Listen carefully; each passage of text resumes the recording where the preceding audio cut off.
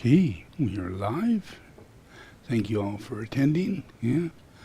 And I'm going to continue teaching on the Dharma. The activities of the Dharma is a big thing because it has to do with the institution of Buddhism, or the larger institution of meditation, like in Tibet and monasteries of Tibet.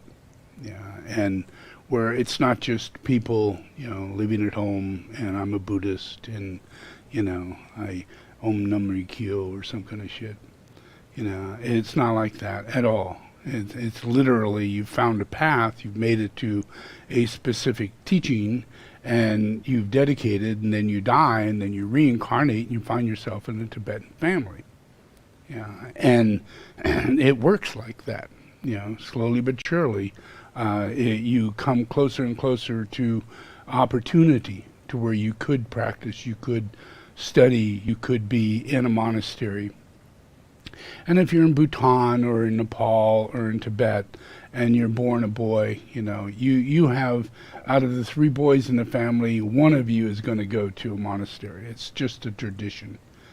So that's a really great thing. That's a great thing. And then, as you get older, you have the opportunity to choose to go to a monastery and work and live as a monk. And then if you really practice hard and you do other things and you get sponsorship of some kind, your Rinpoche happens to be financially lucrative enough to send the young monks off to school, or build a school and develop a school, then your education furthers. And you can go on to a university, and that's built within Tibetan Buddhism. It's based totally on Buddhist teaching. But you become, you go through the degrees. You go through high school, you go through regular grade school, you go through then onto college, and you get your first 2 or 3 years, and you go to Kempo, and then you go a little higher, and you become a professor. And as you go into this, you then turn right around, and you're a teacher again. You continue the process. If you're a Kempo or you're a Lama, then you practice and you study and you get great grades and you teach and you further other students to become great. So you're in the middle of debate all the time. Yeah. And most study happens between students, not so much between them and a teacher. Teachers come, teachers teach, teachers give you your book to study and everything, but you need to sit amongst all your peers and be judged for your stupidity, for your ignorance, for your lack of study, for your lack of memory. Yeah, and it goes on and on and on, and it can really, really get to you if you don't put everything into it, because you could be called at any time. Yeah, and all of a sudden, now you're hoping to get good grades, but that doesn't matter if you can't be Buddhist. Yeah, if you can't actually be question something and under duress and stress and other people, coming at you, and slapping their hands and everything, getting you all excited, and you have to stay calm, you have to stay clear, you have to stay mindful, in order for you to get that answer. So it's part of the study, it's part of the process. And that's where I come from. That's me. A little boy, to a grown man dying in old age. That's me. For thousands of years, I've been doing that. Yeah, and I have thousands and thousands and tens of thousands of disciples that do the same thing. Yeah, and we keep reincarnating. And just when I was born, we were all kicked out. Exactly. When I was born, the Chinese came and illegalized Tibetan Buddhism in the land of Tibet, illegalized the land of Tibet in itself, and declared that it was China. No longer can it be called Tibet. So that took a lot, of all of our ability to have this experience and then reincarnate in our families and in our groups and rebuild our monastery, and we can't get back to Tibet. We're kicked out, and we left, willingly, because we were going to die. And they were tearing down the monasteries, so there was nothing to go back to. So it was the time of the coming of Maitreya, according to the doctrines of the teachings. This is the worst of the worst. This is the very worst. We cannot imagine another worse time for the Dharma, because we're the Dharma. We're the Dharma. We really put a lot of time and energy into this, you know. And then they come and destroy us and kill us and put us in prison, and you know, we lose all our leaders, and we lose all our major Rinpoches, and we lose most of our Khenpos, and we don't have memories, many of them. They're gone. They've been gone. They've been in prison. We do not remember the Panchen Lama because we don't have any relationship to that great being that used to be our elder brother. Yeah, the guy we'd see on the street, the guy we would come to listen to, and we, you know, and we'd learn great teachings, and he would say things that would blow our mind, that related to everything that was happening in the moment. You know, it's better than the news, better than movies. You know, when Rinpoches, when High Masters spoke, it was so clear and so fun, and so your view became so much better, you know, and life became better, you know, only because of that. You know, and it was not in good times. It's snowy there.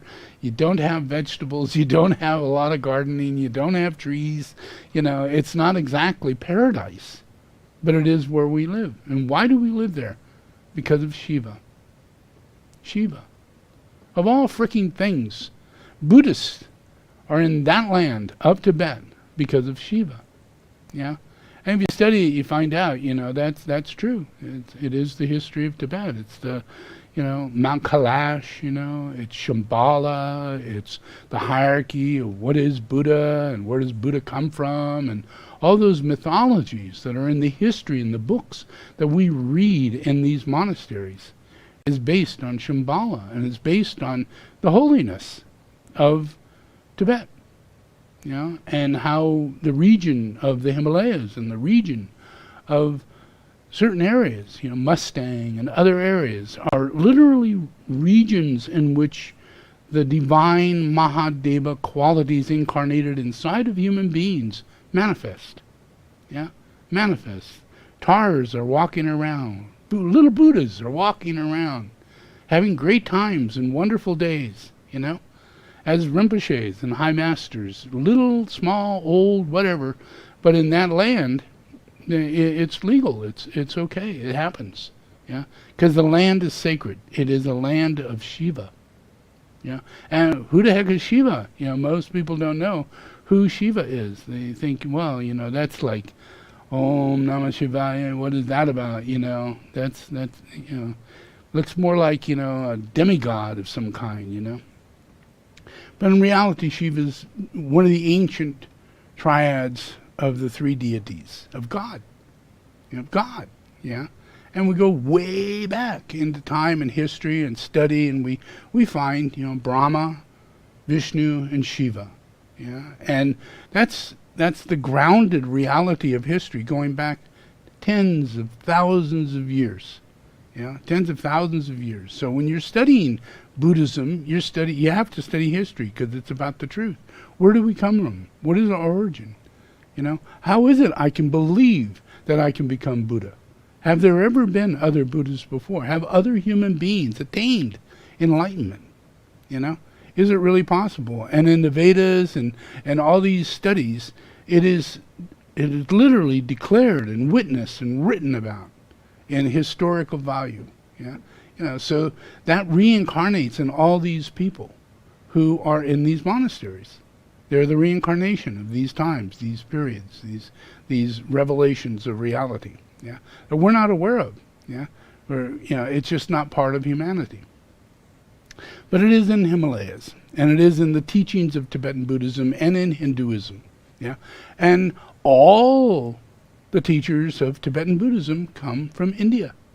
You know? So the ancient Hindu Buddhism, Hinduism, Shivaism, the parallel relationship of the avatars, and how the relationship of the ninth avatar was the incarnation of Gautama Buddha.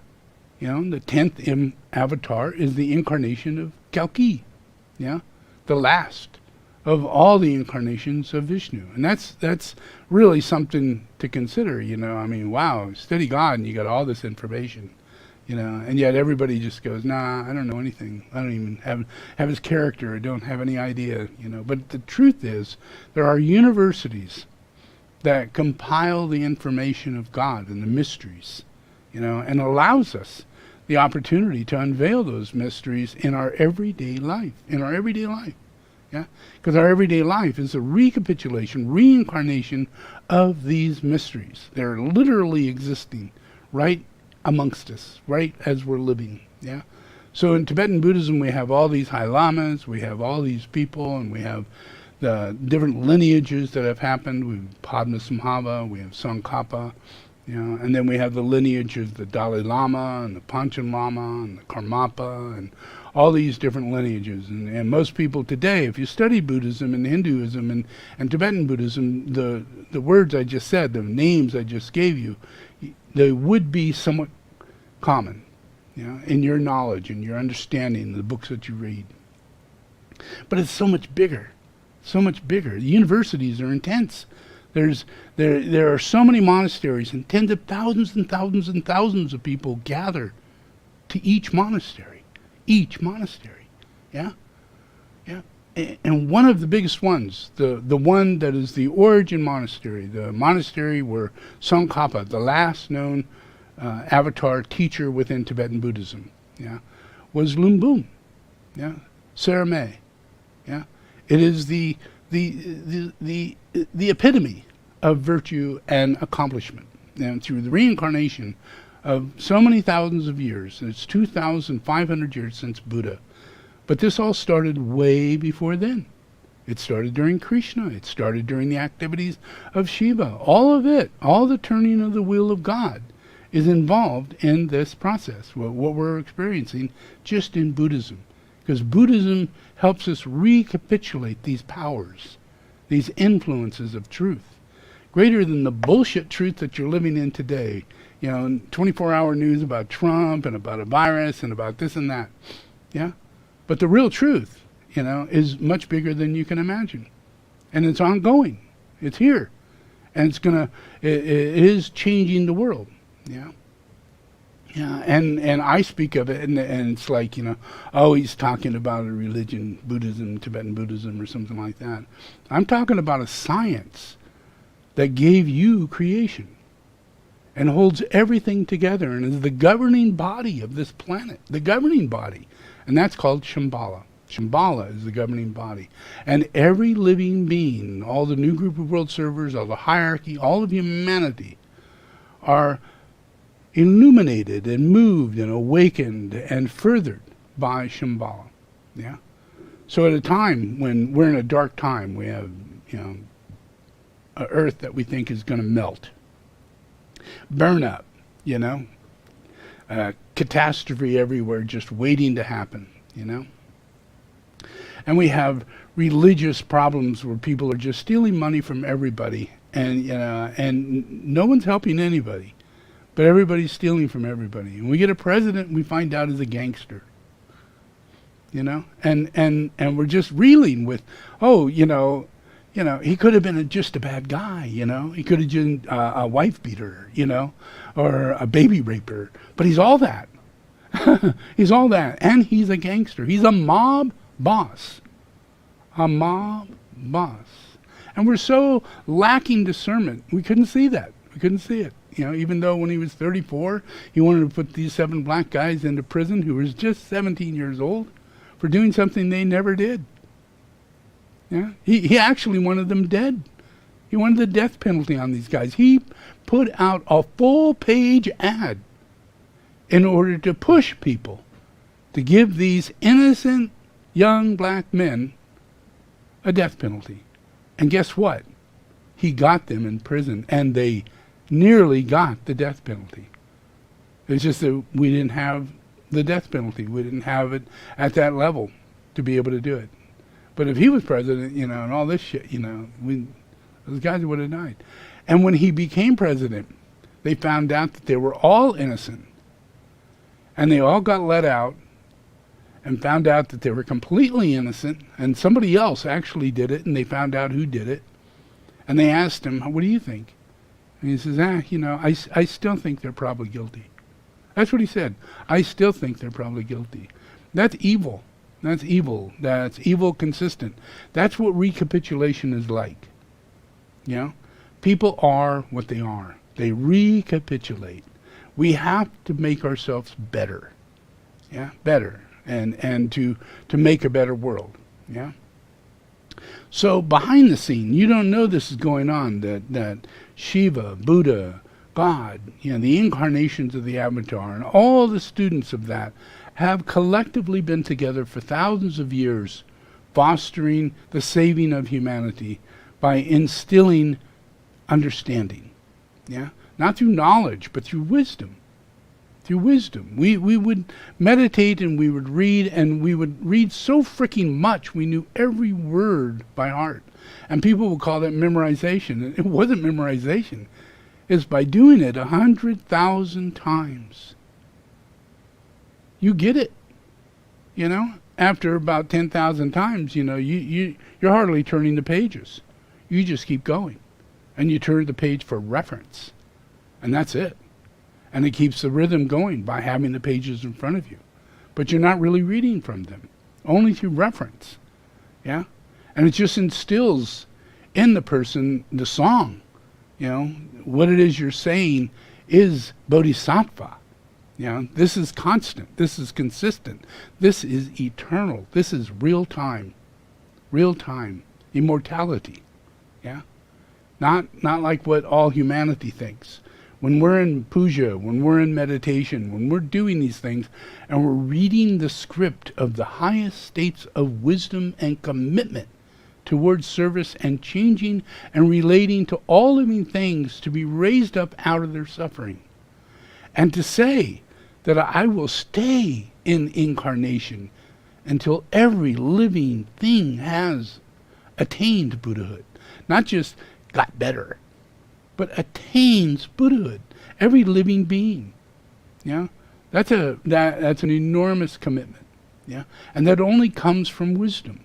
It only comes from understanding that in the truth, in the end, in the absoluteness of it, that's the only answer there is. Because the will of God is the will of God. It's not our will. And when you're enlightened, you agree. You're a complement to it. You're one with it. You're bodhisattva. Yeah? So it's not an entanglement as a personality that people think, to where, oh, maybe, I don't know, faith, things like that. It's not about that. It's about puja. It's about meditation. It's about mindfulness. It's about consistency. It's about long hours and long years and long lives. Yeah, life after life after life after life. You can see the history of Tibetan Buddhism. It originated from Jesus the Christ. That tells you how far back this is, what kind of commitment we have influencing all of us, is to instill the truth, to find the truth. How can we find the truth? Yeah. And then once that's collected, the belief in the Dharma is that the Buddha, the Dharma, and the Sangha is the qualities that is the healing grace that heals everything. Those three things, when they're amplified, when they're manifested into manifestation, and it happens naturally, when it becomes manifested into manifestation, then a radiation goes out because everything receives Buddha. Everything falls under the law of Dharma. Because the Sangha is complementary. They're understanding. They're wise. They see the same thing. They're not introduced to something that's hard or struggle or even some kind of initiation.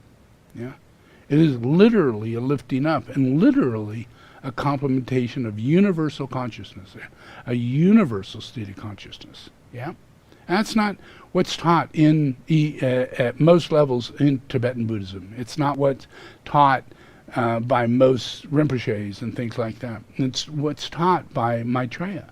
It's what's taught by me. Because I see it this way. I'm so old. I was Tsongkhapa. I was Padmasambhava.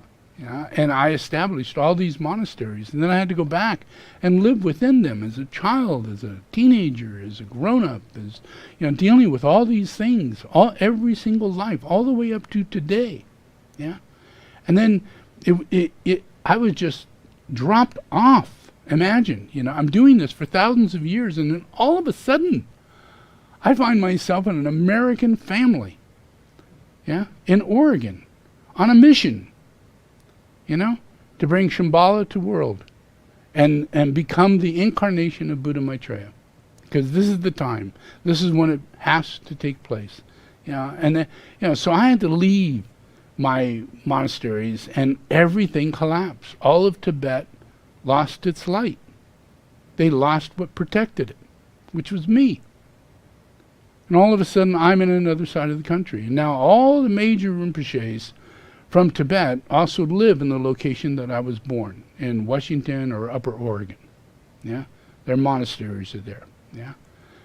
So that's where I was born. I grew up in California, and all of this. Imagine, I have to go to school. I have to deal with parents who smoke and drink, and I have no Dharma activities whatsoever. None. A brother that's as ignorant as you can get. Sisters just as neurotic, compulsive as any normal American girl. Everybody except for me. I was like an alien from a spacecraft. Just come out of my mom, and it's like I started talking really soon, and I started saying no to everything, and, how things had to be for me, and all this kind of stuff, And by the time I'm 9 years old, in comes Tibetans. They come knocking on the door because I was taken from that group, And I wasn't like abducted or anything. It's just that when I reincarnated, this is where I had to reincarnate, because this is my future. This is my future incarnations. This is when I come back in the year 2000, da-da-da-da, and the year 3000, da-da-da-da, and all these different incarnations that come up for thousands of years, just like I did in Tibet, just like I did, and then just like I always do. I always reincarnate, But you don't know what the plan is. I got an idea. I got a prayer. I'm influencing a lot of people. I'm overshadowing Einstein. I'm working with Tesla. I'm doing all these things with these people. I'm sending masters to Tesla. I'm sending masters to Einstein. I'm sending masters to California. I'm doing all these things in order to bring about the changes in the world that need to be brought about in America. Not in other places, but mainly in America, because I'm going to incarnate there.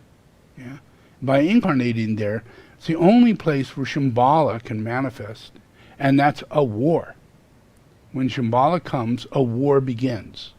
And the war is the ending of the Kali Yuga.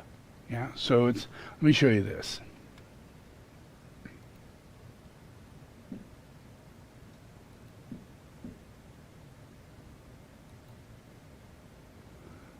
This is Kalki Maitreya, a metaphor for eternity or time. And the Madhava, or name of Shiva, is another name for Kalki Maitreya. The life of Kalki Maitreya, who is said to bring an end to the darkness of the Kali Yuga, destroy evil and sin, and the beginning of a new age, an age of sinlessness and peace known as the Satya Yuga. After the defeat and destruction of evil on earth, the Satya Yuga begins. So that's what we're in. That's our situation. We are in a spiritual reality. And I come, and I'm in America, and I'm doing what I'm doing. But I built this monastery, and monks came to my house, and initiated in all of America the fact that, this is where I'm located. If I choose to leave and go back to Tibet and begin to teach out of there, that's where I'll be located. But if I choose to teach out of America and California, then that's where I'll be located. And that's what I did. So those influences were to turn the wheel of Dharma. And just like I'm doing right now, just like in this teaching, just like, everything, But it's all about bringing in our past, because imagine, Tibet was knocked off, right? And what happened to those 5.4 million people? 5.4 million people that died. Rinpoches, High Lamas, Panchen Lama. Yeah? All these people, where are they? Where are they? Yeah? They're just like me. You know? They're incarnated somewhere, but they couldn't be incarnated in Tibet. And there weren't enough fostered parents in Nepal in order to incarnate a whole bunch of Rinpoches in Nepal. Yet a whole bunch of Rinpoches were born in Nepal. A whole bunch. A very, very large portion. Many in Kham. Yeah? But that's still part of Tibet. Yeah? And it's really, really dangerous to be born in Tibet and be a High Lama, a High Rinpoche. Yeah? You know, so, and that's just the way it is. So we don't get incarnated there. We get incarnated somewhere else. So where did those 3.5 million people go? Yeah? They went to America. They went with me. They followed me. Yeah? And they were at a loss. You know? They got languages, they got culture, they got a mom and a dad, they got relationships, they got all this bullshit that goes on in life, and they weren't prepared for just popping in to a Western life when they've been doing monastic life all that time. But guess what? They don't have any more monasteries. There's no place for them to go. None. And the best thing they can do is to follow their guru. So they go west. Yeah? And they incarnate west. Yeah? And they take on the hippie movement. Yeah? They become the hippies. They become the people who turn against the president. They become the people who turn against Vietnam. They become the people who turn against a lack of love and a lack of ability to say, I love you, and turn against the thought that all Eastern religious stuff is demonic and bullshit and, you know, non-true God stuff, you know.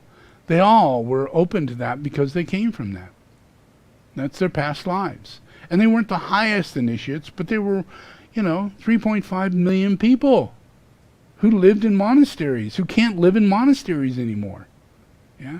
And they go someplace. They migrated through their soul. A transmigration. Yeah? You can't mess with this immigration process. Yeah? It is what it is. And it's difficult. It's difficult. Yeah? Because we were, we pledged Bodhisattva, Bodhisattva vows. We pledged to study. We pledged to the books. We pledged to do the puja. We pledged to have a never-ending process until the Buddha comes. And then we incarnate at the time the Buddha comes and are there for the furthering of the Buddha. And that's, when you study Tibetan Buddhism, that's really what it's about, is knowing that Buddha comes. Maitreya is coming, whether it be 5,000, 10,000, or 50 years. Time is nothing. You just keep reincarnating and you don't remember how long you've been doing it. So if it's 70 years you're doing your life, to you it's just my next life that I meet the Buddha. Because it happens so quickly. Life just is a blink in the eye. And then you get there. Yeah. And we got there. Yeah. A lot faster than anybody had planned. And rock and roll set in, and music set in, and new ways of education, and new ways of technology, and new ways of everything that we've got going on. All a bunch of 3.5 million Tibetans that have been let loose. Stuck in society. And they want to change everything. They want to better everything. They have great understanding. They have greater view. They're calmer than most. And they have strong ability to shift their own consciousness, their ability to find what is a greater truth. Maybe I believed in this, but whatever the real truth is, I adapt. And I'll take that on. So there's a lot of people in the world that are willing to go, oh yeah, I like electric cars, I'm interested. I like these telephones, I'm interested. I like the thought of there being like a socialist-like reality where people, aren't living on the street and we take care of people. I like that. I'll work for that. I'll do something for that. Yeah. And that's the kind of people that come out of this organization. Charity, giving, caring, sharing. Yeah. But the main thing is that they're wise. They're very, very wise. And they're telepathic. So I set up telepathic abilities for them to wake up and be directed by, moved by, initiated by, to have things change. But first I had to go back to Tibet. So here I got this situation, went back to Drepung, the biggest university of Tibetan Buddhism in Goa in India. Yeah, and I'm already helping a whole bunch of Khamsins. Yeah, but this Khamsin comes and gets me while I'm there. And they say, we are the Khamsin, and we've been investigating you for 10 years. And the guy who investigated me was the head of security for the Dalai Lama, yeah, for those 10 years. So I'm going, oh, wait a minute, Dalai Lama don't like me, and how could you be standing there saying anything positive to me? But he was, and he knew everything about me, everything, all my teachings, everything, yeah, all my pujas, very, very happy with meeting me because they are meeting the reincarnation of Tsongkhapa, yeah. And I'm their senior Rinpoche. I just walk in, I'm sitting down, I give my teaching, and by the end of that evening, if you read this, at the very bottom, it says, hence, as of today, His Holiness Gawa Jampa Rinpoche kindly agreed to be Senior Rinpoche of Lumbum Khamsin.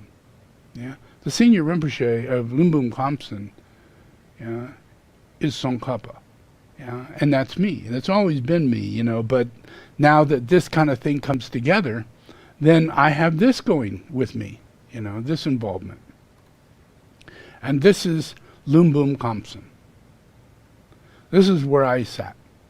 I went back into a back room, which is above this place. This is their puja hall. Yeah. I went to the place where debate sits, where all the masters go in a small room. And I was taken into that room, and I sat and gave teachings spontaneously. And they were the exact teachings of Tsongkhapa, and they thought that was absolutely fantastic. Yeah. So I then became the senior Rinpoche of this Khamsin. And this Khamsin took all their top senior Rinpoche, lamas and Khenpos and sent them with me for world peace to travel all the way around the world and do pujas and sand paintings and all the things that, on the highest order of all of Tibetan Buddhism, this group followed me into this process. And they wouldn't allow us any further than England. America said, nope, we don't want you, and they stopped us right then and there. So they went back and we continued our work, and that's the way it is for now. Yeah. But we have built and established all these monasteries. I have so many Khamsins at Drepung that pray and are in a league and relationship to my telepathy. Yeah. So here I'm sitting in America, and in America I'm in this monastic scenario, yeah, where we have all of Shambhala. We have the not just pyramids, but we have a sacred reality to the planet. The planet itself is a ley line vortex. Like, this is what Shambhala looks like.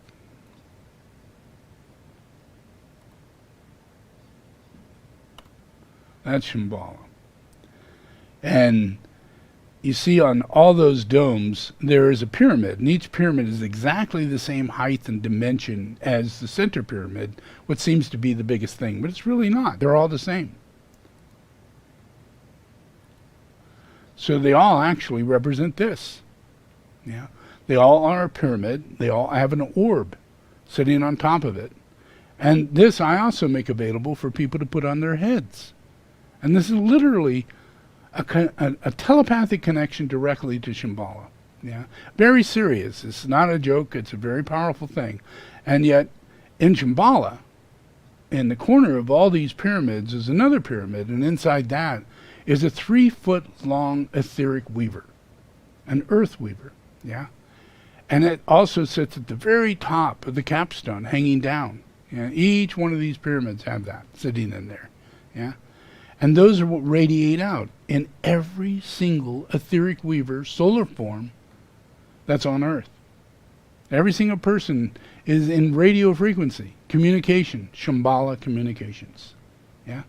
So they're all connected in a telepathic order, yeah? And they're all connected to this, which is in Tibet, you know. Even though I'm from this place, and I sit like that in all monasteries in Tibet, all monasteries. So I'm radiating out to millions and millions of people who recapitulate and have only missed me for just a few years. Me sitting in front of them, talking to them, and that included the Dalai Lama, the Panchen Lama, and everybody else. They all knew me. They didn't know who I was, but they knew me, and I was the guy to know. So that science goes on, and we put these pyramids, opportunities for people to have these pyramids, which have octahedrons in the corner, that are very same in all the pyramids that are sitting around the domes. They have pyramids in the corner. Well, every pyramid has another pyramid on the bottom of it, but you just don't see it. Etherically, it's there. So every pyramid is an octahedron. In reality, it really is, yeah? So I create that in my pyramid so that it enforces the truth. That if you put a pyramid in the corner of a pyramid, then there's octahedrons in every corner. And the pyramid itself is an octahedron. There's a pyramid below it, yeah? So I create this, and what happens is that these are all around the earth by the thousands. I don't know how many thousands, but I think it's around 10 to 11,000 pyramids of all kinds, from Metatron pyramids to this kind of pyramid, you know, to this kind of pyramid. And people at home doing soul therapy, and kids doing pyramid therapy all over the planet. I have pictures of people at the Great Pyramid. I have pictures of people all over the planet. And they're all radiating out and into the planet. Yeah? Tens of thousands of people. And this is going on 24 hours a day. Yeah? And people we meet who have etheric weavers, not one, not two, but 3 etheric weavers in their pocket or in their bag, you know, and they carry them all the time. Yeah? And when anything happens, they pull them out, you know. Oh, let me fix your leg. Oh, you're sad. Oh, you're so upset. Oh, somebody died. Oh, you're afraid. Oh, here's an etheric weaver.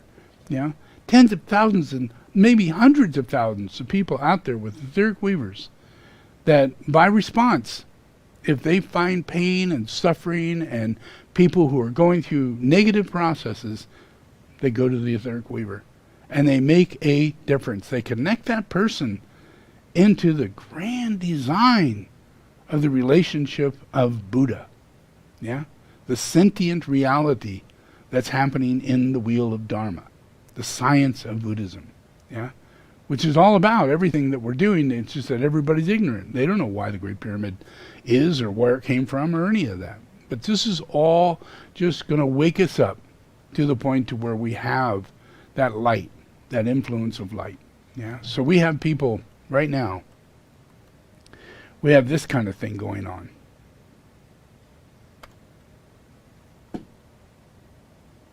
No audio.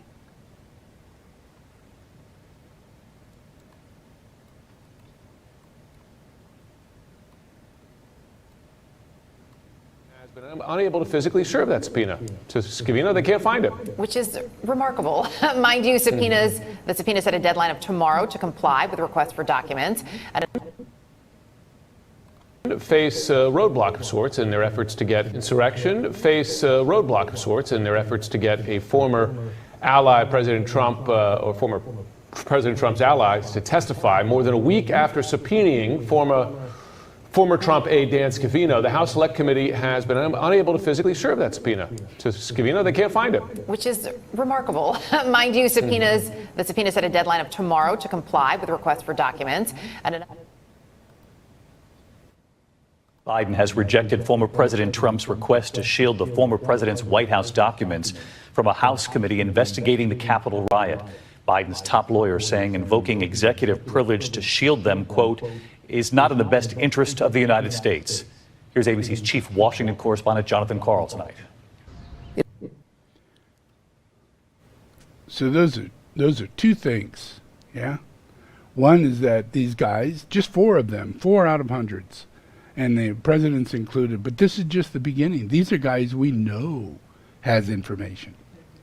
We know they have a lot of information. They were in the office at the time when this man was going crazy and telling everybody to go around doing things. You know, and he says really crazy things, but he always denies them. He doesn't write anything down, so it can't be verified. He doesn't like recordings. He doesn't like video recordings of any kind because, you know, the man's nuts. Literally, he's nuts. Yeah, you know. So there are these people that are being subpoenaed right now, and it's just the beginning of Congress trying to bring about the ability to keep anybody like President Trump, previous President Trump, ever getting elected or put into a position to where he can get in office. There are so many things bad here, so many things bad that we could have prevented. And we need to. We're going to prevent it. Yeah? And doing that, we're closing the door of the astral plane. These people don't get to come back and they don't get to have these jobs. Well, guess who gets these jobs? Enlightened beings. Yeah? Old ones die off. Cronies have heart attacks. Cronies quit. You know? Time goes on. Yeah? And a whole new governing body of humanity, which is based on Shambhala, comes into play.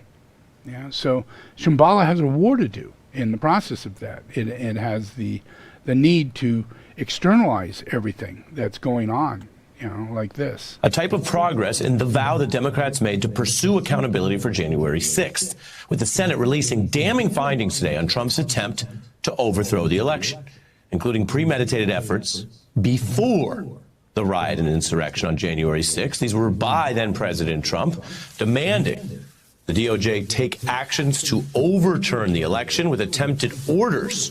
The top DOJ officials took so seriously they warned they would take the measure of mass resignation rather than comply with what they saw as clearly illegal orders to try to overthrow the election.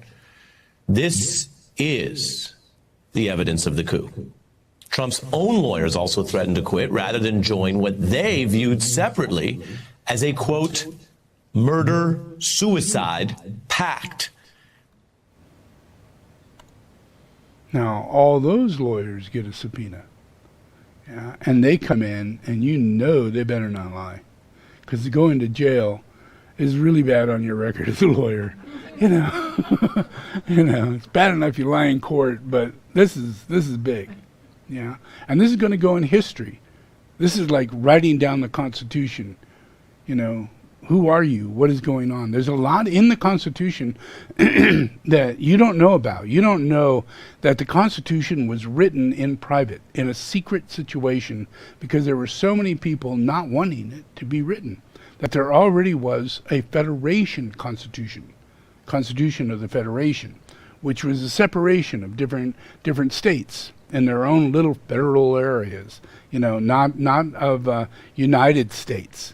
But these were in, you know, the northern states, the southern states, you know, things like that. And they wanted to stay in that way so that they can maintain, these people can maintain slavery and their economy and not pay taxes to Virginia or delegate relationship of when you vote for someone, your state, if you become the United States, then your delegates become equal. The amount of people that you have in your county and things like that, you have delegates of representation so that they can then come to the, you know, Congress and be representatives. You know, and that was the idea of writing the Constitution so we could have equal representation in the United States and build the United States through cooperation, people having friendly ways of thinking back and forth. But that's been a problem ever since. You know, there's always been this thing. And that's what Trump represents. That's what the Dark Lodge represents. That's what evil represents, yeah? So we're actually pulling it all up, all the way that far back. We're pulling it all the way up to today. So these guys are like, you know, they give him subpoenas, you know, and then he goes, you know, he's a mob boss, so he just says, hey, don't go. I won't like you anymore if you go. You can't say anything. I won't like you. You'll never have another job when I'm president. So he gets the closest guy to him to literally leave the state, maybe even the country, And then Bannon, the next guy to come, who's supposed to be coming in, first guy who's supposed to come in, which was last week, he was supposed to hand his papers in, the documents, and sign them and say, yes, I'll be there, Well, he's not even around. They can't even find him, let alone get the papers. And then Bannon, he gets his lawyer, and Trump tells him, tell your lawyer to tell them you won't talk to him. You won't come to their court. You won't have anything to do with it. Tell him that. Do that for me. And he did. And there's a letter that shows you that's exactly what he did. Now, these are all incriminating situations of a mob boss. And he is so moved by Shambhala to be ending himself. This is like they said, if the lawyers did what he asked, it would be mass suicide. This is what this is. This is suicide. Satan is committing suicide. And he makes everybody commit suicide. He makes everybody eat the wrong thing, just like him. He makes everybody cheat on their wives and their wives cheat on him. And not be a loving wife, but be candy. Something you could buy, that'll just stand there and look pretty. Yeah, you're willing to sell your soul just for that, just so that you can be in a spa all day and not be hassled by this guy all the time. Yeah, you literally have a physical agreement. No sex, no unwarranted touching. Trust me, it's in it. It's in her agreements. You see her slapping his hand as they're walking along, and she's going, we have an agreement. Don't mess with me. You need me, to stay sane in some way, to look something. But she's about as snaky as you can get. She's wrong. On every level, she's wrong. Yeah? And all that is what's turning around. All that's what's coming out in the open. Yeah? Every single bit of it. So now we have this. A letter reviewed by CBS News from former President Trump's legal team instructs those who were subpoenaed not to cooperate in producing documents or testimony. It cites executive and other privileges and argues President Trump is prepared to defend these fundamental privileges in court. Well, you think he's going to get away with that? I don't think so. So what does Biden think about this?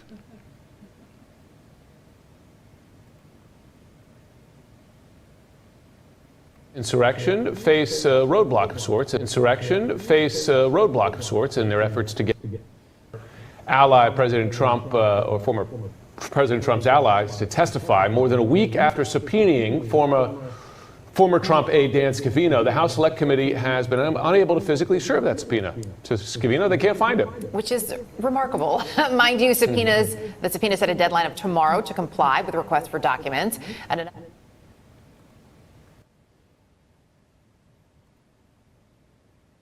talk of being reinstated that made me want to talk to you again tonight.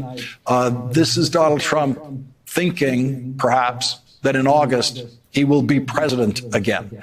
What is your professional reaction to that?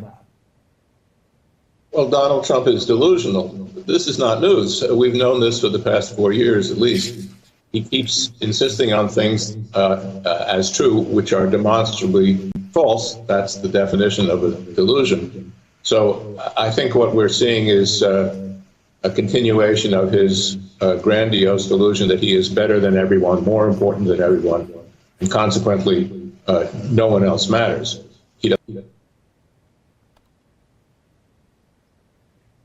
His own party. He continued spreading the big lie over the weekend, especially on Saturday at a rally in Perry, Georgia. We won on the Arizona forensic audit yesterday at a level that you wouldn't believe. It in Arizona that they must decertify the election. You heard the numbers. And those responsible for wrongdoing must be held accountable.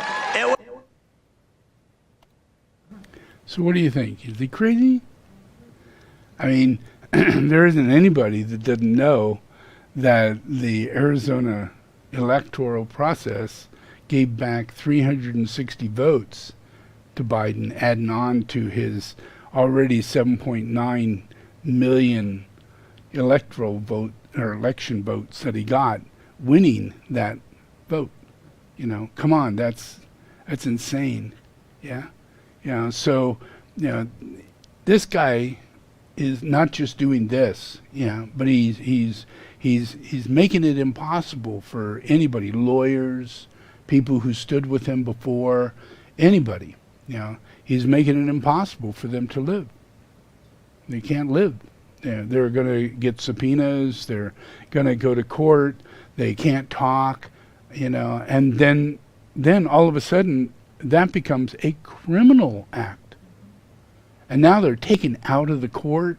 They're put into jail, and they're given a fine against the court, you know. And they are probably not allowed to leave because one of them already is hard to find, which makes all the rest of them jeopardized, which is what happened to all the people who came in and, you know, attacked Washington, because Trump keeps going around saying, I never lost, I never lost. None of them can get out of jail because he's emphasizing the reality that they'll probably, when they get out, they're going to join him and take over the government in a coup. So they keep them in jail. This is all a real reality, a big real reality. But reality doesn't hit illusion and delusion, yeah? And the process that is all based on glamours. You know, everything is based on, you know, a set of enormous glamours that these people have held into play, yeah? And every inch of it, every single inch of it is being vibrationally transmuted, yeah? So there's nothing Trump or anybody else could do to make a change to the way the future is going to manifest. You know, the way in which everything is happening. Yeah, we think it's you know, all by, you know, maybe God's doing it, maybe happenstance, maybe it's your will, maybe it's your hard effort. But in reality, it's a working out of a plan. And there's a science to everything. Yeah. And people are not liars. People are not evil. People are not corrupt. People are not in the negative qualities that they are, including all the vibrational energy that makes them unhealthy, all the things that make them crazy, all the things that make them desire things they shouldn't be desiring, doing things they shouldn't be doing. All those things are put upon them. Yeah. And when this gets healed, all those things go away. Yeah. That's what brings peace. Yeah. This is a period of peace. But there's a war of transmission and transition. Yeah. This transmission is a process of putting out this energy no one could see, no one could feel, yeah, but it's coming out of me, yeah, and it has strong intention that goes back to my previous incarnations of doing pujas and building monasteries and standing there. I'm doing the same thing right now. I'm in a place called Leitong, even though I'm sitting here. I'm in a place called Leitong. And I have a monastery so big, it makes the Patala look like a small place. You know, it's so large. And I'm building it. Yeah. And it's the Maitreya monastery of the Sakya, all lineages, but the head lineage is the Sakya lineage, the lineage of the Kali Chakra. Yeah. And that's my monastery, and I'm the head of the Kali Chakra. And I'm actually physically working on a day-to-day basis on getting all the studs in and all the building blocks in and all the machinery there and everything done. And including coming up with the resources to get a $150,000 Maitreya statue built and manifested in time and delivered so we can go in the monastery during a ceremony next year. Yeah. And 500 rooms, yeah, for masters, that reincarnate and are coming back, and tens of thousands that are living throughout the villages in their own small monasteries, all under the mother monastery. And tens of thousands of other monasteries are being built in relationship to the coming of this process. Yeah. And what they're waiting for is for me to have the time and energy to get back on a plane and go back to Tibet and do what I do. But at the same time, I'll be doing this, and I'll still be dealing with Shambhala here in America, but I'll be back where I'm more known, where I could do the things that I do more normally, where I could speak more consciously to people who are willing to take that consciousness and move with it. Yeah. But that radiates directly out into everybody in America. It radiates directly out into every single person who does anything to do with my pujas or anything like that. And all their future is interconnected into this. So it's a really, really big process. It's like healing, all the fall of Tibet and all the disintegrating, the coming about, the not understanding Jesus Christ, and the ending of the disciples, and why don't we have disciples, and all those things that have happened. Yeah, all that gets cleared up. Yeah, through me. Yeah, because I have to take all the I have to go back to Leitong. I have to work with the Rinpoches. I have to support the young Rinpoche. I have to get him to reincarnate. I have to, in my commitment, be there in every life he will ever be in, as I have been before. Yeah? And I'm that way with tens of thousands of masters. Tens of thousands of masters. Yeah? That's my life. That's my life. Even though it may seem, he hangs out in California, but trust me, folks, I came from someplace. And I'm still in that place, extremely active. I can show you pictures and videos of my daily activities, which is building monasteries and preparing, not just this one big monastery, but all of Drepung, all of Gomang, all monasteries in Tibet that are furthering are my monasteries that I took enthronement in. I had to go back there, sit there, do my thing. Yeah?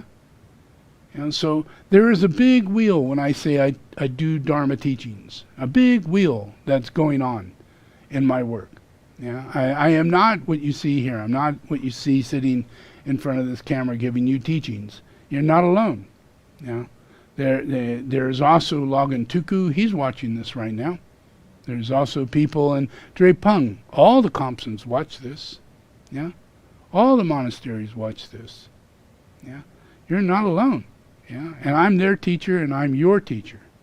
But you need to wise up a bit to know that I'm in charge of this thing, and I'm in charge of your president. Your president's not your president. Your president is titulary. The Dalai Lama is titulary. And titulary means that we all are emanations. We all are emanations, yeah? And we come around and we take positions, authority positions that are given by God to us. Yeah? And we're emanations for that cycle. And then we might die, or we might get too old to carry on.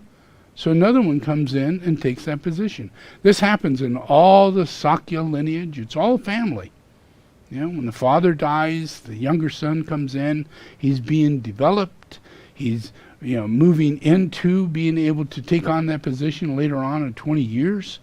Yeah, and he becomes, Sakya Tenzin. It's not a person. Yeah, it's a titulary thing. It's an empowerment. It's a position. Yeah, it has to do with the authority of Shambhala on earth, Regency, a Regency. Yeah, and Maitreya has a Regency. My Regency seat is in Hawaii. I put it there. I had the Karmapa go there and do it before I ever got there. So I didn't have anything to do with it, but I did. So that's where I have to go in order to empower the United States with Maitreya. Not here in Shambhala. Shambhala is America, and America is all these states, and that includes the one way out there, in the ocean. And that one is the one that I choose as Regency in order to include this whole planet. Yeah, because that's big. It's 2,000 miles away from the coastline of America. And you make a circle, and that circle will cover the earth. Go around from the center of that going out this way, go around 2,000 miles going out that way, and you keep doing that, and you got yourself the entire earth. And it radiates onto the entire earth like a flower of life. You know, that's my home. Yeah, that's not a personal home, but it is my Regency seat. And in order for me to bless this place, I have to go into that seat and be there for months at a time and bring life into it telepathically, transmit. Whatever comes to me, I deal with it. Yeah, and that's from there I was able to legalize marijuana out of nowhere. Yeah, over just 2 years. Well, it took me 5 years. Yeah, 5 years, but I was able to do it, and I overshadowed everybody. Yeah.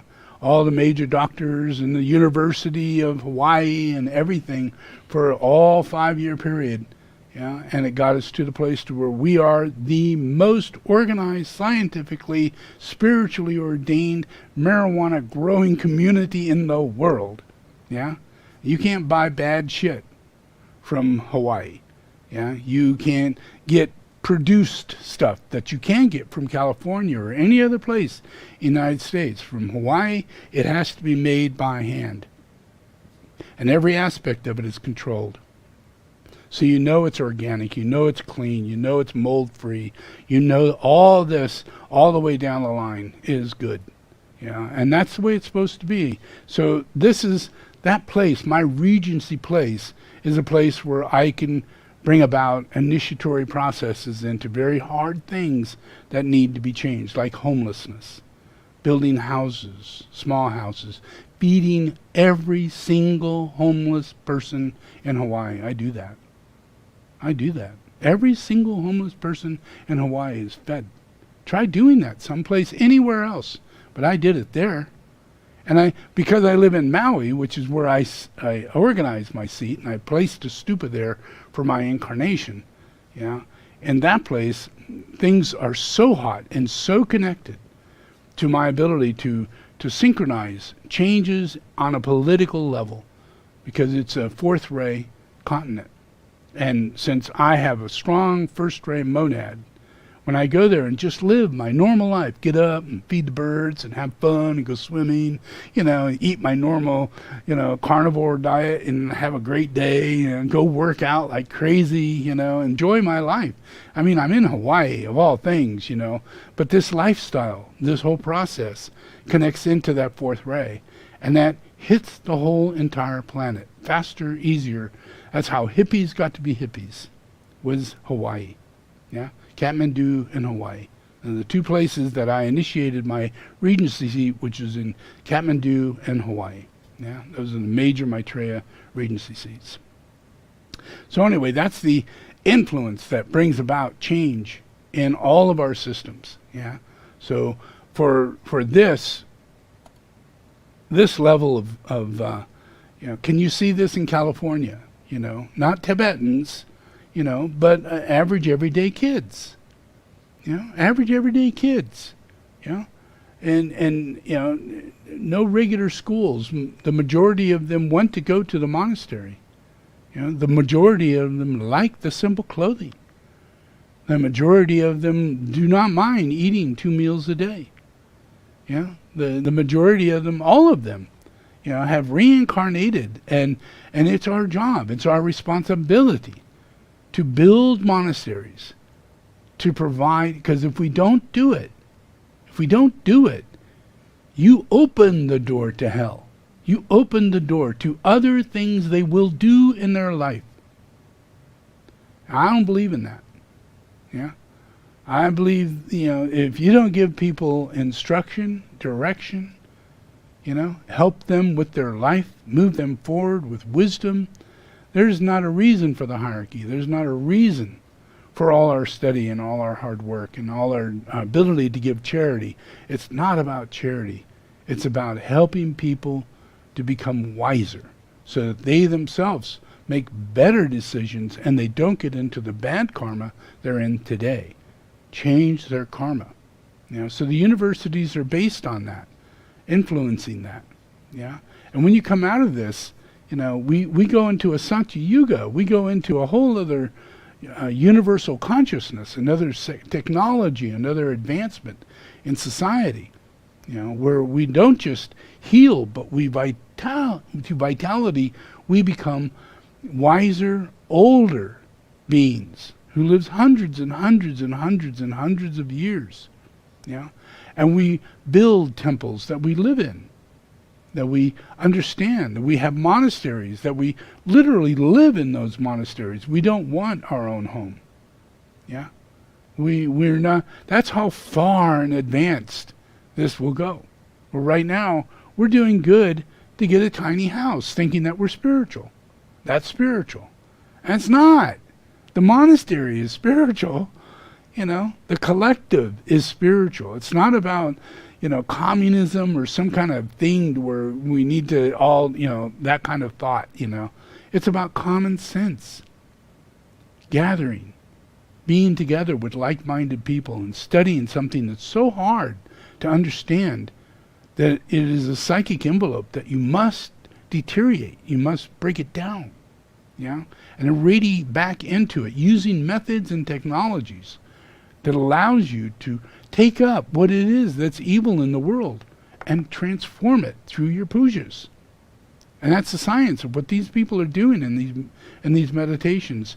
And there's not enough. All the rest are hanging out. They're in the West. They're doing what you're doing, So my process is to get this guy out of the way, which I'm doing, and clear up your process of how you're going to elect and how you're going to move your money and create a new infrastructure of enormous charity and understanding and compassion that will take place for you, all of you, in every part of the world. It will happen even in North Korea. It will become democratic. All of China will become democratic. It's just in a phase of evil. Just a phase of evil. And I'm not going anywhere, and nor are you. So wherever we see this stuff, realize, if you study North Korea, realize it is the stronghold of Buddhism. Stronghold of Buddhism. The greatest of masters, the most profound teachers in existence lived in North Korea, lived in South Korea, lived in China, lived in Russia, in places we think are, so bad. But in reality, they have regents, they have masters, there have always been, whether it be Africa or anywhere, despite the fact that there is the evil that there is. If we can help people recapitulate, then many of the people who are stuck in their situations can radiate, have a weaver, have a pyramid, do the things that they need to do in order to strengthen their soul. And that is the war. That's we take over governments. We don't go in and take it over, but right relationships begin to take place. And lies and illusions and conspiracies, all those things hidden behind the scene, taking all your money. There's 90% of the money on earth that is literally money, really money, actually isn't here for us to use. And not at all. It's sitting in people's vaults. It's sitting in people's houses and mansions and 300 cars that they have and all these things that sit in $100 million and $500 million and $600 million and, then there's bitcoins and all this kind of stuff. All not real.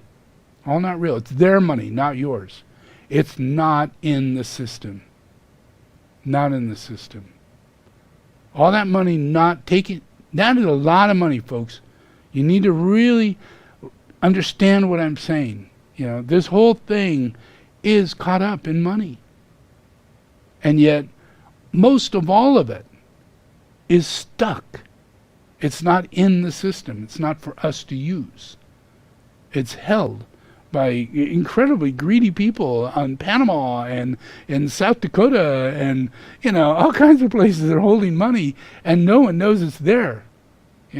Islands and buildings and shit we can't account for because money is being held away from flow.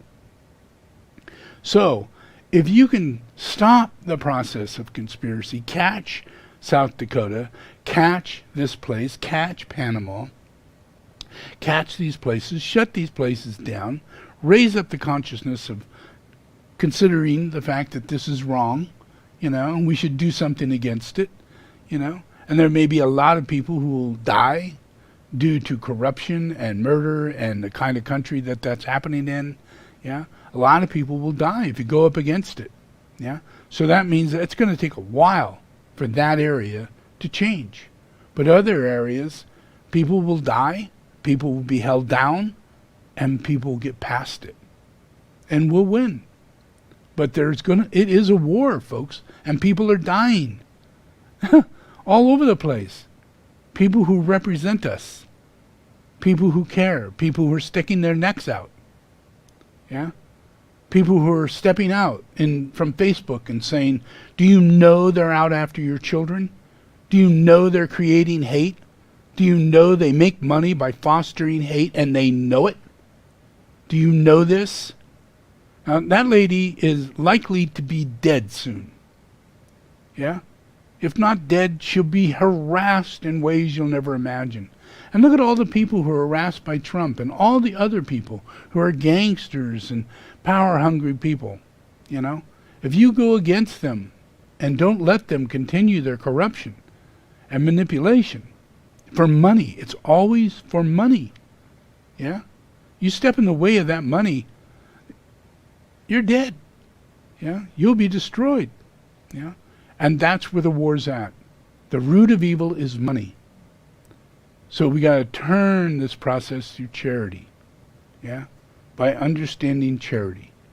And we got to not be so demanded about our money, and we need to do everything to keep our money down to a minimum, and not worry about, all those things, and have lesser things, and have lesser needs and not spend so much money. And that way you're not having to deal with that so much, buy fewer shoes, get rid of your credit cards, don't mess with any of that. And most people are starting to learn that. But that's all what the Dharma is about. The Dharma is a wheel that turns, that wakes people up so that they can collectively learn from another person who has made a good decision. And it passes into you. It's collective karma. It's not individual karma. When we're in Dharma, we share karma. We share karma. We take care of another person. We give a person money. We do things for other people. We share karma. We'll take it on. If you're a healer, you're going to get sick a lot when you do healing on someone because you're sharing karma. And if you're not pure, if you're not straight, if you're not, really pretty grounded, then you're going to take more shit on. Because you attract to you the impurities. They stay with you when you do healings. That's why I recommend using etheric weavers, all my tools, because none of it is connected to you. It's connected to your action, your goodwill, your kindness, your charity, your caring, but not you as an individual who, whether or not you're ready yet to do magnetic healing or ready yet to do radiatory healing, But since I'm the dude who does all that in a very profound way, using my tools would be 1,000 times better than yourself doing it, and it keeps you protected from having to do what would come naturally, which is try and help this person. And then all of a sudden you get caught up in the emotions, the circumstances, the opinions, all that shit. And you pull out an etheric weaver and that's not there. You're just doing it. So all this is under a relationship of another dimension. Imagine that there are many, many dimensions, and that we're in a three-dimensional situation. We're looking at physical objects, we're looking at things that are physical. And then we think of another dimension like time, whoa, and then we go to another dimension, sixth dimension. Oh my God, now we're talking telepathy and, thought form building. What about quantum reality, and now we're moving into another dimension of seventh And in those dimensions, and these are all real things. I'm not talking spiritual, I'm talking physical, I'm talking a science that we're all going to get to. And if I say these things, someone is going to go, I actually know the equipment that has that ability to start that scientific project. Yeah? And there are dimensions that allow us to literally bring things into manifestation out of nowhere. And usually the very first thing that we could do is manifest material metals. Gold, platinum, silver, things that we dig in the earth for that we don't need to do. Because it all happens elementally. There's a resonating electromagnetic field around everything. Yeah? This is the element, of gold. This is the element of this and that. Well, when you're working within this science, you're focusing upon that element, and you call that element into manifestation. And all of a sudden, there's gold leaf falling all over the place. Yeah? And it's natural. It's natural. We have no idea that we have these sciences inside of other dimensional abilities. Yeah? And yet we're all about the material world, as though we're limited to this material world. Everything we have, But what if we enter this other dimension? We go to this other dimension. And all of a sudden, now, we can make all the metals that we're working with, we don't have to take out. We never have to make those things. We can recycle those things using the same technology and bring them back around and turn it back into pure metal, whatever that element is. And you can combine those elements according to what you need. And if you ever see a spaceship, if you ever see something from other places, they all do this. They all make their equipment this way. It doesn't come from out of the earth, melted down, all this where we're from. Yeah? It comes from this other science where we enter into the dimensions and we pass through the dimension of the third dimension to the fourth dimension, to the fifth dimension. You get quantum. You get electromagnetics. You understand all those fields that bring everything into action. And thought form building is one of them. And thought form building is a psychic ability we all do. We all have this ability to bring about changes in the world. Thoughts. Yeah, imagine you think of an event, you think of a circumstance. In reality, you could be premonition.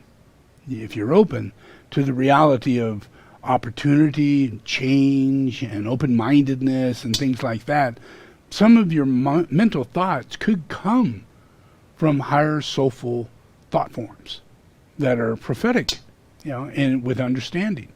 And it leads a person away from things that just simply aren't true. But it guides a person toward things magnetically, attractively, toward things that are more true. And that moves society into a thought form built type of society.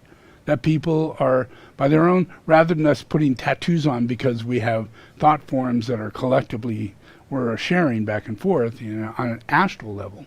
Yeah, and we're unaware of the fact that we're doing this. Yeah, and you get up and everybody's wearing black today. What happened? And it happens a lot. Yeah, and as we get to this next dimension, we get to a place where we're actually picking up the next phase of what allows us to be monadic. Yeah, and monadic is a totally other elemental. It's a Maha. First there's Deva, then there's Maha Deva. Now Deva is a soulful relationship to who we are and what we do. You're either Devic or Deva, and one is either personality or one is soul. So when you wake up and you become the true Deva that you are, and you're in relationship to everything, because everything is a Deva. That's how you see it. In a Deva form, you think everything is usable and is a waste, and you believe that. So you collect things around you that are wasteful, and it proves your theory. That's another kind of Deva. Yeah, so they have castles and they have makeup all over the place, and they got, hair down to their knees, and it's all curly and looking really funny. And guys, and they're, got tattoos everywhere, and they do all kinds of hip hop and whatever. That whole process is a process of diva. Yeah, and that's our personality in a really bad way, but it's our personality. When we're psychic, we get caught in that process, and we're not in charge of it. We're like beating drums in a ceremony of some kind of evil spirit, yeah. And everybody's talking certain ways and behaving certain ways and getting off on certain things and all that, and it's all just lower psychicism, a shamanic dance, yeah, that we're stuck in, and we get it because we're culture. We identify. I'm Asian. I'm black. So I go, and then we get into this shamanic dance based on culture and color, and then another shamanic dance based on our gender and our lack of gender, another shamanic dance, and it's all just shamanism, yeah. And that's our 3 dimensions when we're tapping in to the possibility of another dimension, which is the control of time and space. As a shaman, you want to control time and space. You want to control other people, your money, your income, material things, yeah. So you get really caught up in that process, and it just spins a person in a left spin in that dimension, yeah. And it keeps things in a very it takes away our vitality. It takes away our ability to know what we should do, what is religion. Everything becomes dissipated. Everything gets rusty. Everything gets old. Everything over time breaks down and becomes very not so good, really bad, and that's not real. That's not a real thing. Yeah. Real reality is that everything continues up to a full term, and then it dies. Yeah. It doesn't live out a long term of old age.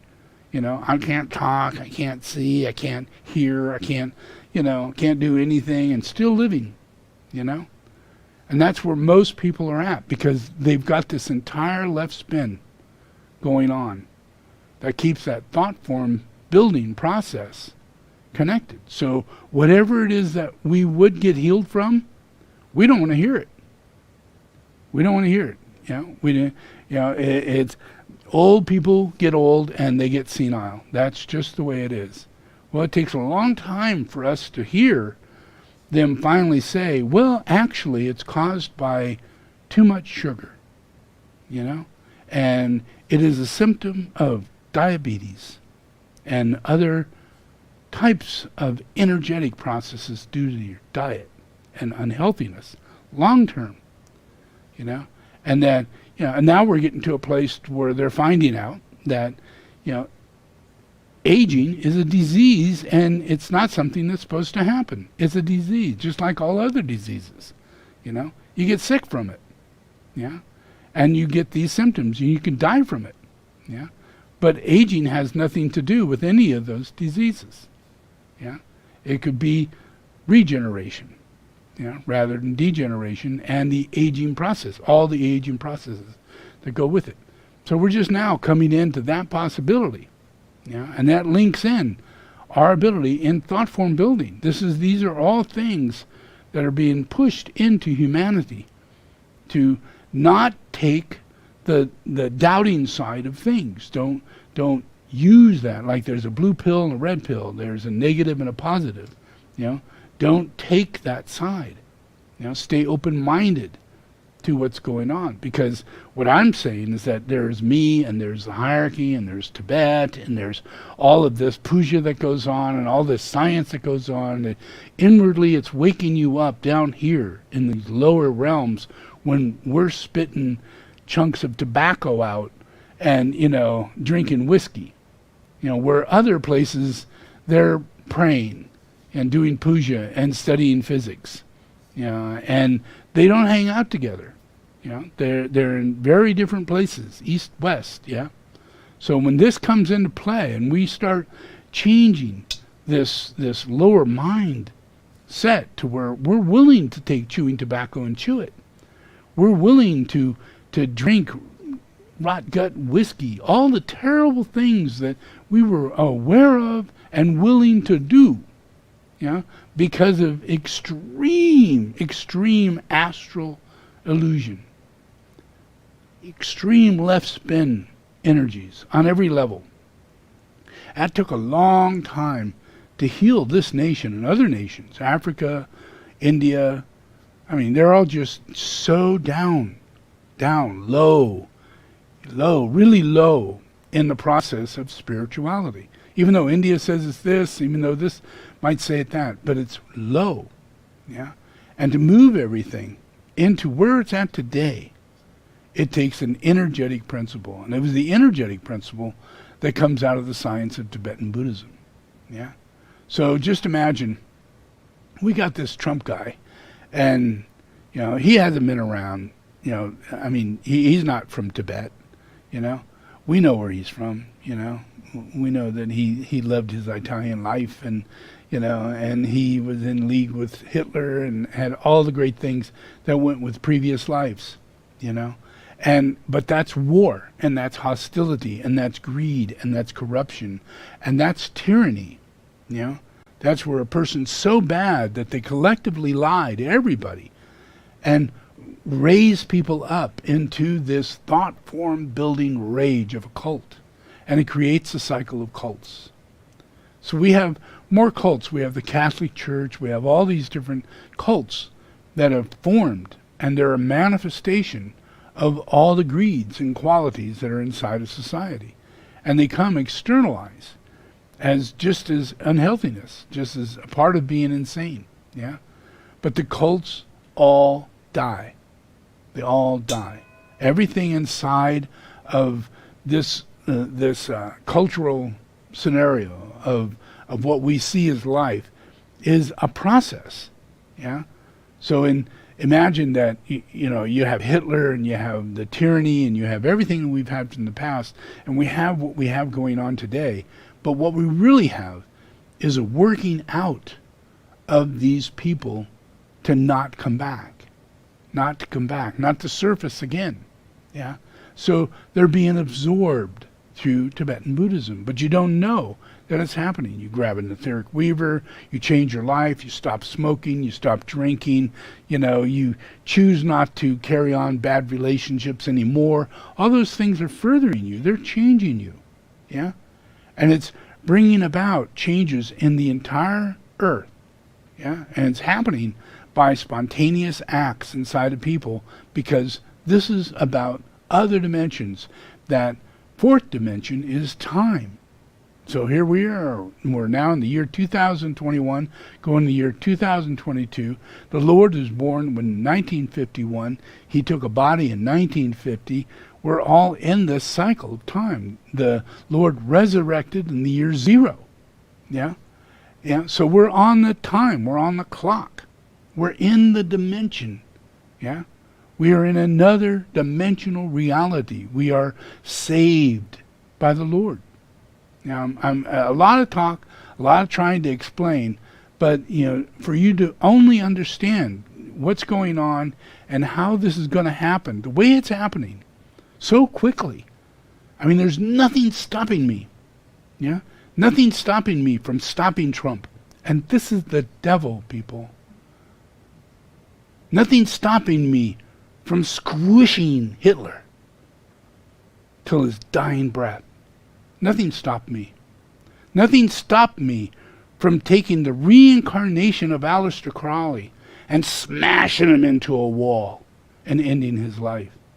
Despite everybody going, But I knew who he was, and he was crushed. And the same thing happened to Sai Baba. The same thing is happening to the entire Catholic Church. The same thing happened to what made the fall of Tibet take place. I am squishing it. Whether it be the Dalai Lama or this person or that person, my influence is multi-dimensional, omnipresent.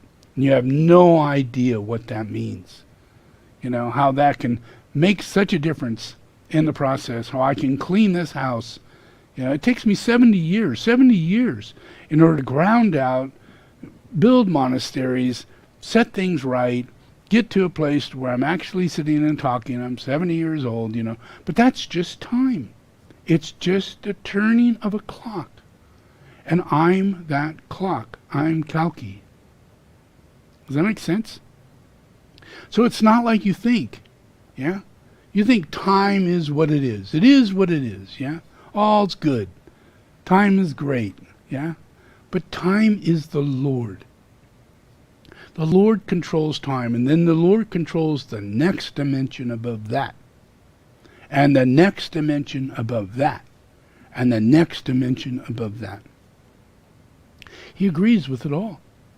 He sees all the dimensions and holds all of them in his heart and in his mind and keeps it focused. And that's what enlightenment and Buddhism is. Yeah? And that's what Kalki is, and that's how Kalki reforms this whole process. And imagine, that's quite a... This is what's written in Hindi text. The Kalki Maitreya is a metaphor for eternity or time. That would be the fourth dimension. Yeah. Is Shiva, another name for Kalki Maitreya. The life of Kalki Maitreya, who is said to bring an end to the darkness of the Kali Yuga, destroying evil and sin, and beginning a new age of sinlessness and peace known as the Sakya Yuga. After the defeat and destruction of evil on earth, the Satya Yuga, the golden age, begins.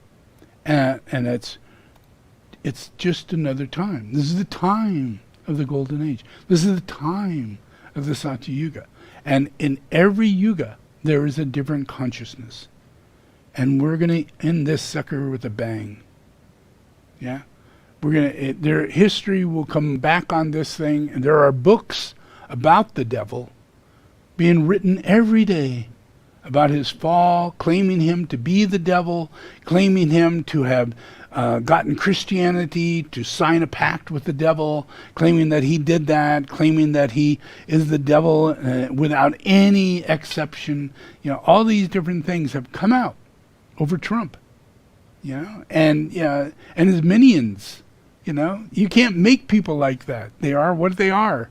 And they come with this guy, and they have absolutely no qualms with being evil, corrupt, lying, deceiving, manipulative, con people.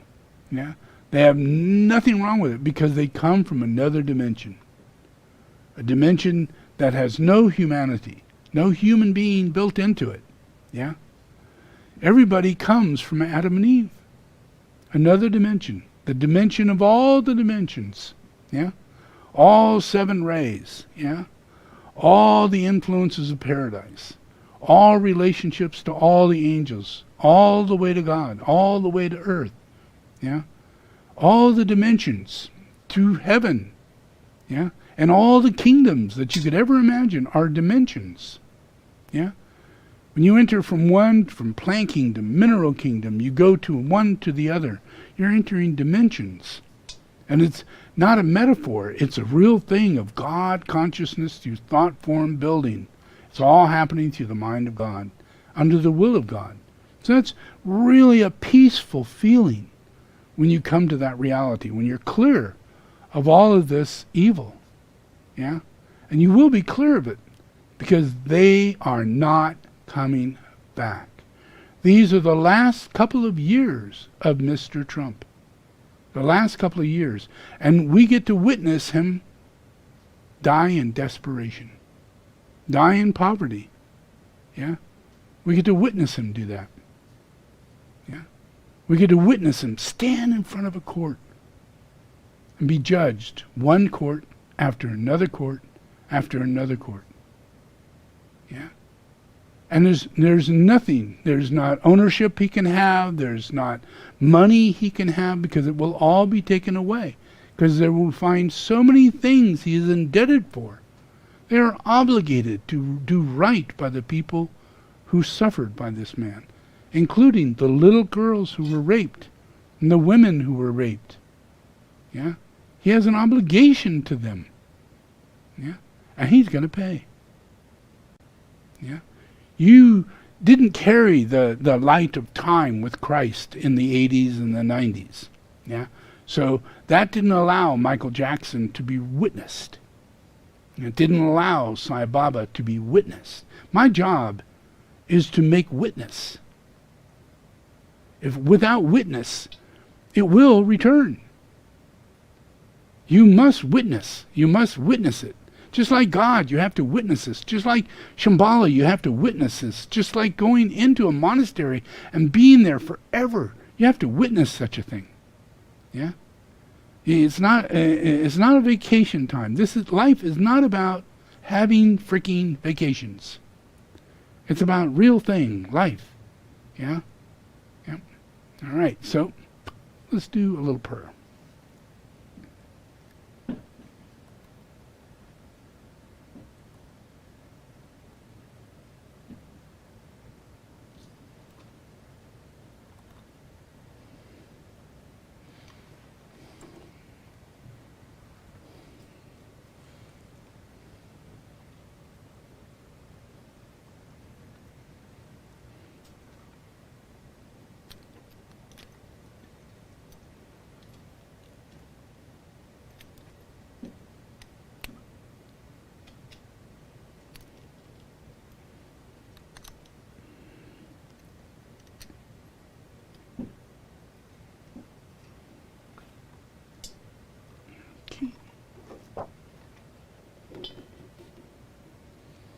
Okay, we're going to invoke the power, the love, the wisdom of our ashram, soul, and monad. Yeehaw.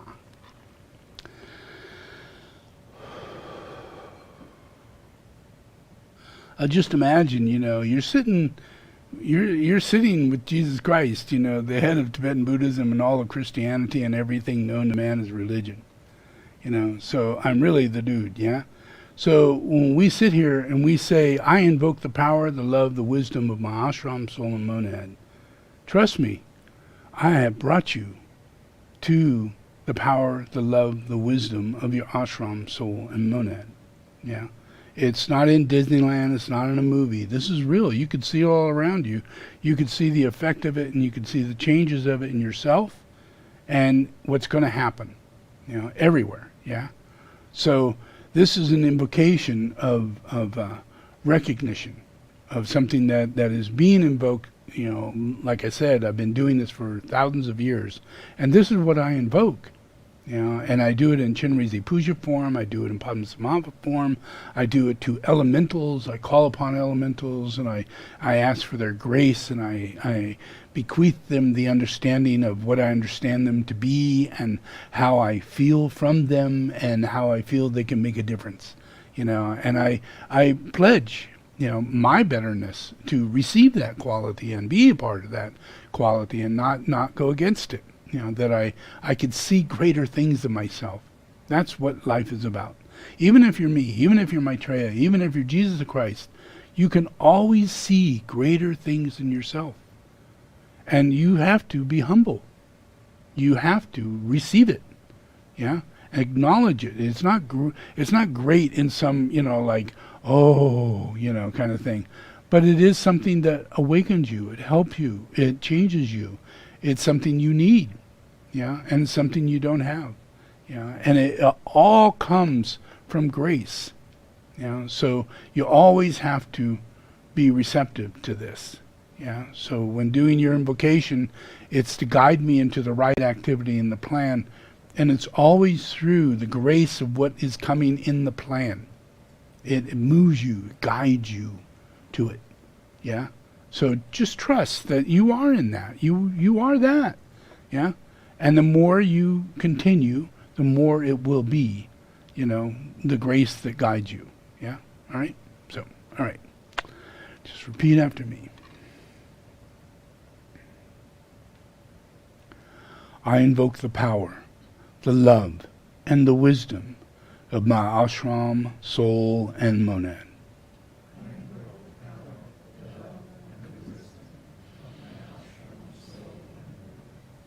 To guide me into the right activity in the plan.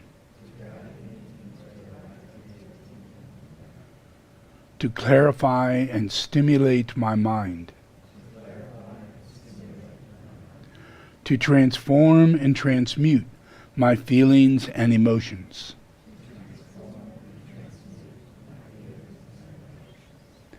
to energize and vitalize and heal my physical and etheric body,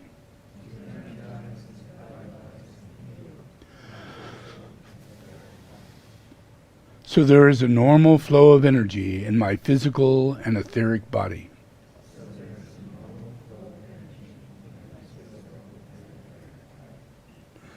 Through this day and every day, I ask this in the name of the Christ, to serve the One.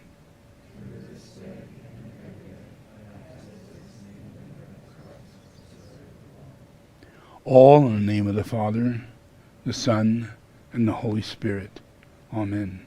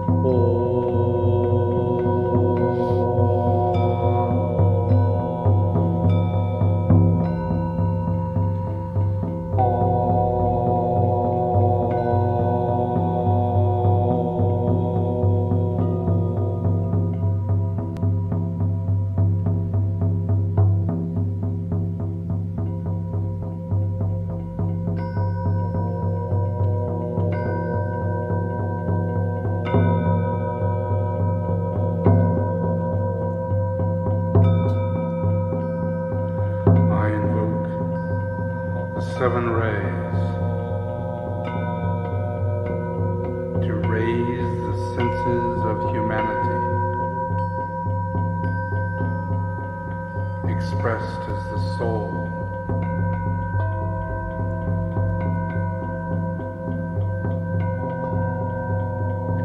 I invoke the sense of hearing in the seventh ray,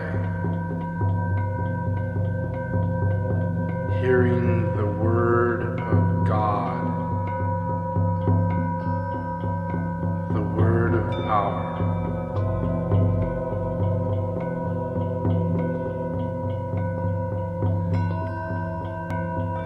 I invoke the sense of touch and the first ray as the finger of God.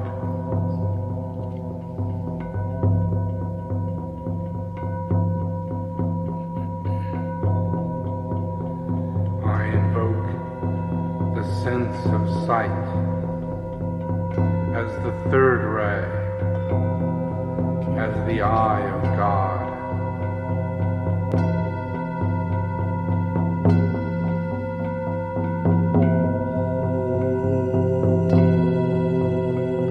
I invoke the sense of taste as the sixth ray,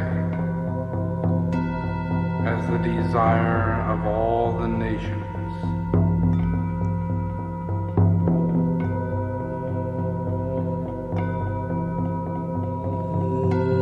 I invoke the sense of smell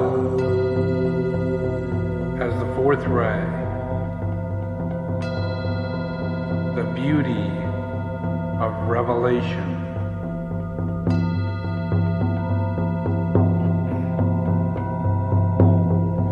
I invoke the sense of intellect as the fifth ray, as the knowledge of God.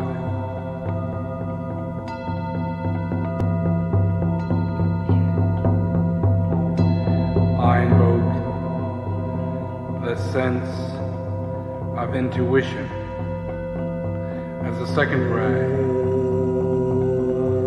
the understanding of God.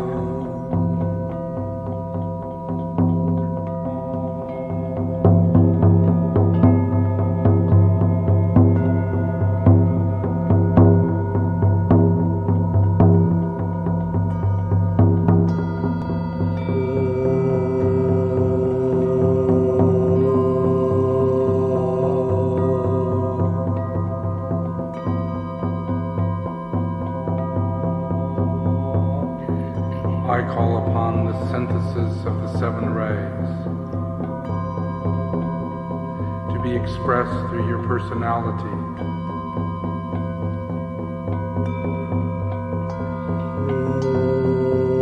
As the first ray of ideas, the mental body, the purpose, your life.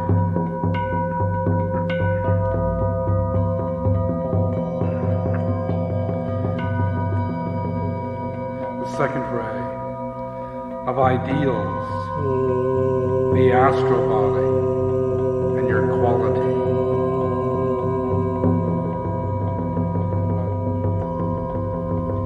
The third ray of idols, your physical body and your form.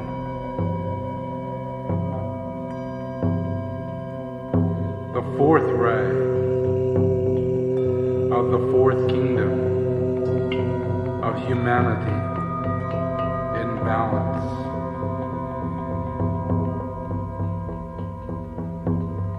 The fifth ray, the third kingdom, the animals.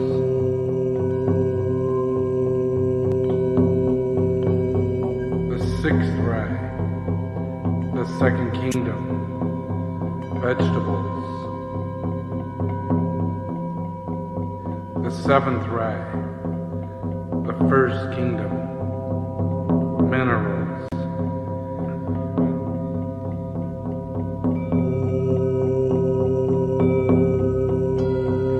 I call upon the relationships of all the kingdoms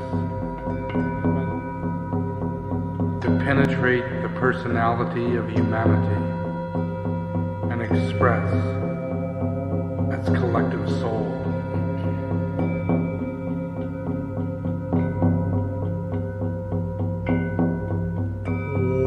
The seventh ray and the fourth ray as the mineral kingdom.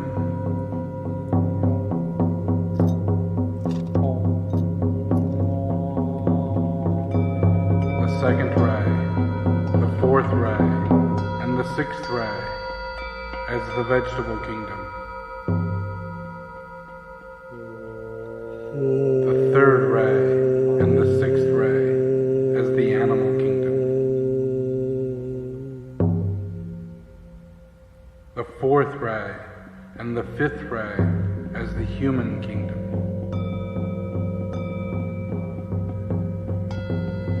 The fifth ray and the second ray as the egoic soul. The sixth ray and the third ray as planetary lives. The first ray and the seventh ray as solar lives.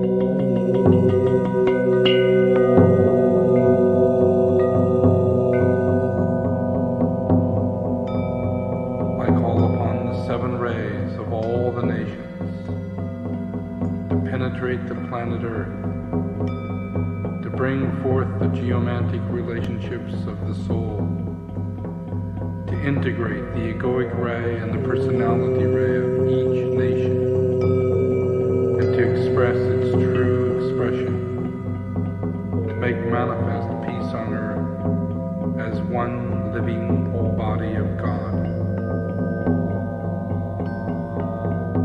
I call upon India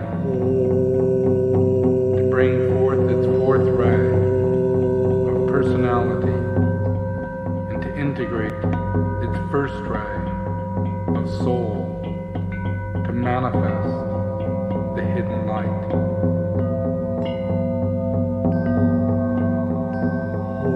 I invoke China to bring forth its third ray personality to integrate its egoic soul into its first ray, to manifest as the indication of the way.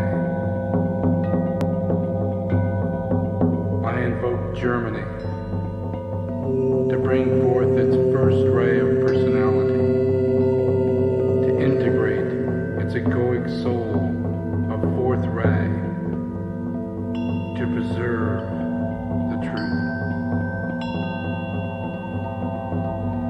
I invoke France and its third ray personality to integrate its fifth ray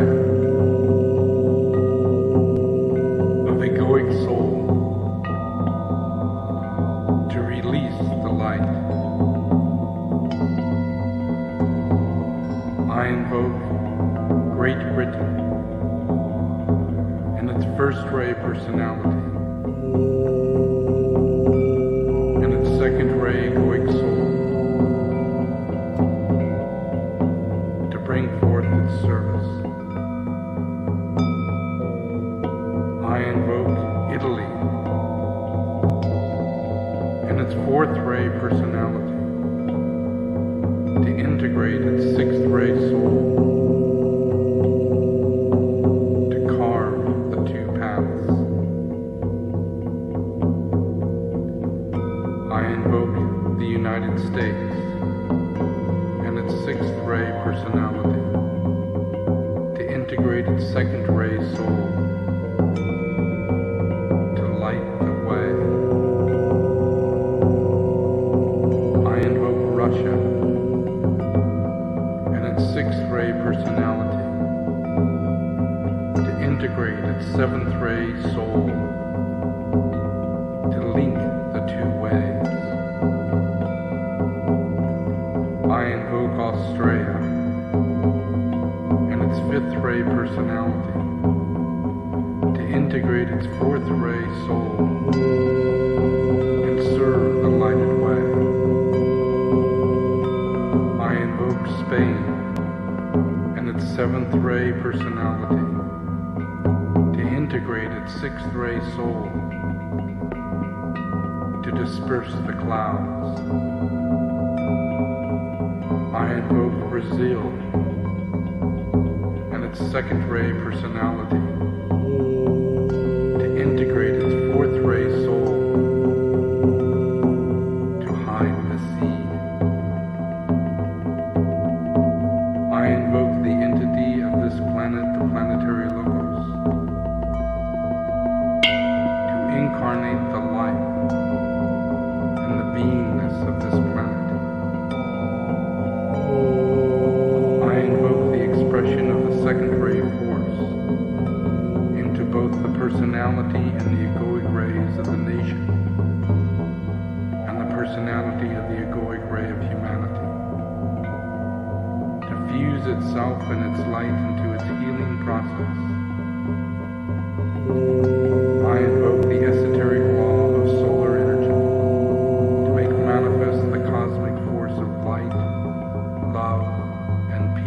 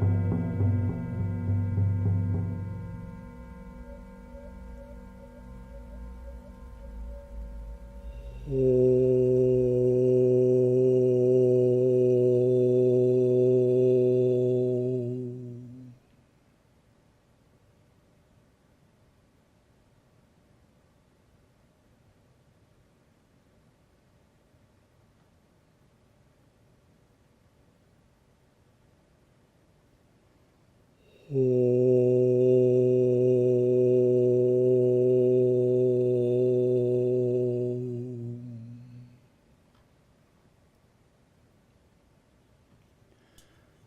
just relax. Keep your eyes closed.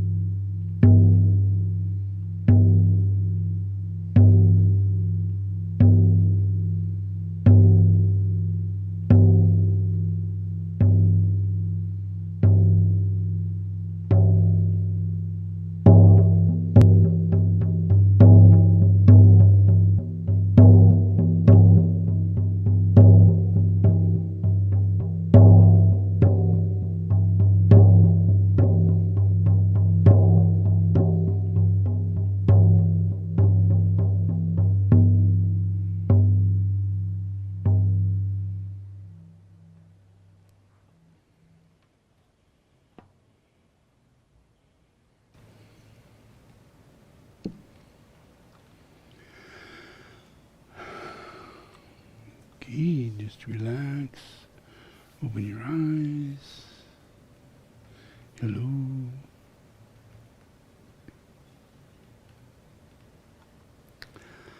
In Tibetan Buddhism, there's a thing with instruments. We play these Tibetan bowls, we play these bells, and we play little cymbals and other bigger cymbals. Yeah, and we have really long horns, and we play conches that are this. Yeah, I like playing that a lot, and all kinds of instruments. Yeah, but the drum is one that works in a specific way. Your spine reacts to it. The influence of your etheric field reacts to it. Yeah, it's the one thing of all these things that has an effect over your crown chakra.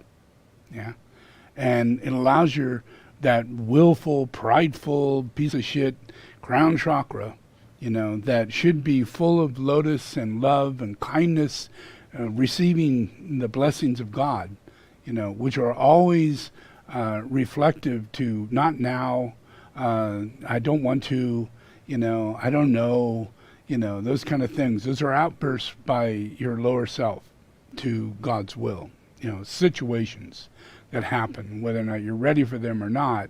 That's the first ray. Yeah, so how you deal with that, the drum, the playing of the drum, the ceremony of the drum, is the drum song of God. Yeah. So what that does is that it helps to bring about what could be, an aggressive process, like death or things that cause real catastrophic circumstances, things that just shatter. Yeah. A drum has the ability to dispel the aggressiveness of things, the predator aspect, the certain things that come into it, where if it was played wrong, it could be just bang, bang, bang, very annoying. The last thing you want to hear is a drum, But if played right, then it's soothing, and it affects the disharmony to harmony. So it's a song that drives the current of aggression or chaos, into life, into a harmonic spot. And it's the first thing that does it. And that's why it's really good when you have music, you have a drum, you have cymbals, you have voice, you have these different things, and it literally brings life into it. It moves different parts of your being. And you're not aware of it. You're not aware that drums do this to you and cymbals do this to you. Voice does this to you, causes you to react and respond. And that eliminates disharmony, chaos, dysfunction, lack of ability to respond. It eliminates that, allows you to respond. So that's an aspect of grace in the science of Buddhism, in the ceremonial things that we do. There are aspects of grace. So, enjoy. Thank you very much.